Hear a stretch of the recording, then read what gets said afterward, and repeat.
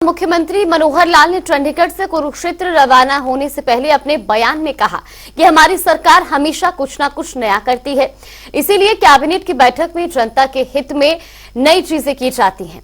साथ ही बजट सत्र पर मुख्यमंत्री ने कहा कि हरियाणा का बजट सत्र 20 फरवरी से शुरू होगा, जो गरीबों के हित में होगा।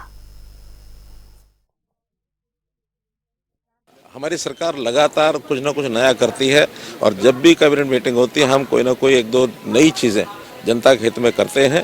जैसे कल की बात ही आई है तो उसमें जो पेंशन है 2750 से बढ़ा करके 3000 रुपया जो मैंने पहले घोषणा की थी उस पर कैबिनेट ने मोहर लगा दी है और वो निश्चित रूप से आगे बढ़ेगी। नया जो हमारा इस वर्ष का वार्षिक बजट है उस बजट को भी बजट सेशन 20 तारीख से शुरू होगा, ऐसा मंत्रिमंडल की ओर से हमने रिकमेंड करके भेजा है।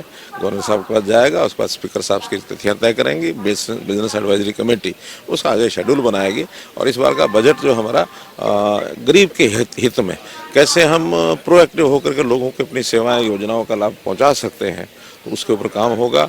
और विकास के नाते रूट लेवल पर ग्रामीण क्षेत्र में, नगरीय क्षेत्र में, वार्डों में जो हमने नई कॉलोनीज अभी अप्रूव की हैं उन अप्रूव्ड कॉलोनीज के अंदर इंफ्रास्ट्रक्चर का सारा काम वो सब किया जाएगा। गांव-गांव में जैसे एक एक चीज़ पर हम ध्यान दे रहे हैं, जैसे मैपिंग की हमने स्पोर्ट्स डिपार्टमेंट के माध्यम से, तो जिन गाँव के अंदर स्पोर्ट्स की फैसिलिटी कम है उसमें वहाँ पहुँचाया जाएगा। तालाबों का रेनोवेशन वो सब किया जाएगा। इरिगेशन के नाते जो खाले जो बनाने की बात है उसको हम प्राथमिकता पर आगे बढ़ाएंगे। तो ऐसा इंफ्रास्ट्रक्चर के सब विषय रूट लेवल के उनको आगे बढ़ाएंगे। शिक्षा में जो हमारा इंफ्रास्ट्रक्चर में स्कूलों की यानी स्कूलों में जो कमरों की कमी है उसको हम पूरा करेंगे। स्वाभाविक है लोकतंत्र की जो प्रक्रिया है वो 5 साल के अंदर अंदर चुनाव होने होते हैं। 5 साल ये चल रहा है लोकसभा का और मई में इसकी टर्म पूरी हो रही है, तो स्वाभाविक है उसमें कहीं आगे जाने की गुंजाइश ही नहीं है। तो इसलिए सब पार्टियों ने शुरू किया, हमने भी चुनावी बिगुल भारतीय जनता पार्टी का अपना बजाया है और सभी 10 लोकसभा कार्यालय इनका उद्घाटन कल हो गया है और सबकी व्यवस्थाएं बन गई हैं। अब आगे चुनावी कार्यक्रम ही लगातार होंगे।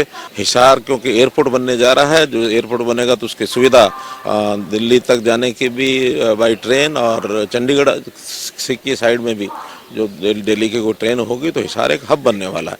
तो जब हिसार हब बनेगा तो सब तरफ की ट्रेन है, सड़क मार्ग है, उसके ऊपर यातायात स्वाभाविक बढ़ना जरूरी भी है।